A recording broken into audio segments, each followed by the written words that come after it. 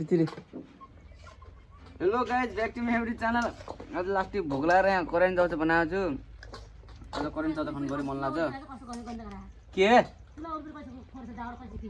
मेरो स्टाइल हो नि यो खानु घरतिर।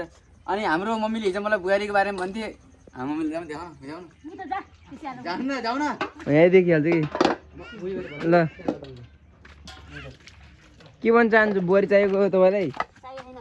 कहिले चाहिएको छ त? 2-3 वर्षपछि। कस्तो बुहारी चाहियो? कस्तो गुण कस्तो हुनु पर्यो बुहारीको 2-3 वर्षपछि? काम के गर्ने? बिहान कति बजीतिर? 5 बजी उठ्ने। जाडोमा पनि? जाडोमा 4 बजी उठ्ने। जाडोमा 4 बजे, घाममा 5 बजे। ए घाममा 6 बजे?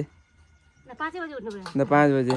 ए यहाँ यसो गाई खै गाई ऊ त्यहाँ छ, भैँसी पनि एउटा छ त्यो त्यो साइडमा। बाछी बेचिसक्यो। अनि यो चल्लाहरू छ, चल्लाहरू यता छ। यो बाख्रा यहाँ छ। 3 तला चल्ला छन्। यति धान्ने एउटा बुहारीको खोजीमा छन्। कोही सिङ्गल बस्नुपर्छ भने छोरो यही हो, यता हेर्न सक्नुहुन्छ। यही हो, कन्ट्याक्ट गरिहाल्नु होला। अरू केही? 3 वर्षपछि 2085 सालमा 85-86मा। अनि यहाँ पाकिसकेको छ। यहाँ चल्लाहरू हेर्न सक्नुहुन्छ। चल्लाहरू धेरै यो गन्ना आइरहेको छ। खोर सफा गर्ने आवश्यकता मान्छे आएछ। अरू त यस्तै। करेन्ट चाउचा पनि पाइसकेछ। भित्र आफ्नो कोठामा लगेर बाबाको खानु छ।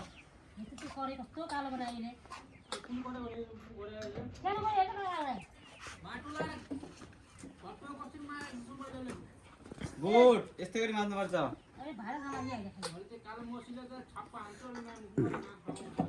Good excellent.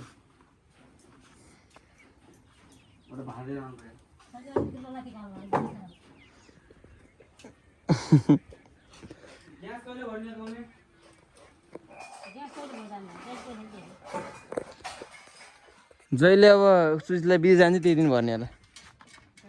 त्यही खोजिहाल्ने भन्ला फेरि मम्मी दाइलाई बिज जान्ला खुसियालीमा खिला भन्ला त्यहाँबाट फेरि